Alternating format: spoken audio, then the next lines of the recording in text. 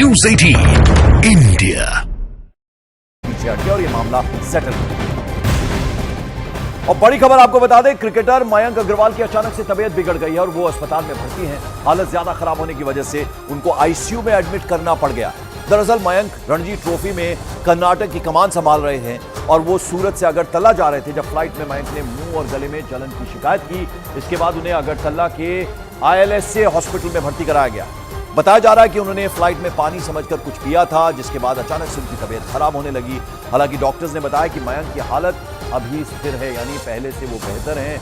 मयंक अग्रवाल की अचानक से फ्लाइट में तबीयत बिगड़ी। अगरतला के एक हॉस्पिटल में उन्हें आईसीयू में भर्ती कराया गया। सूरत से अगरतला जाते हुए फ्लाइट में उनकी अचानक तबीयत खराब हुई थी। उन्हें अचानक से आईसीयू में शिफ्ट करना पड़ा, लेकिन अभी उनकी तबीयत स्थिर है।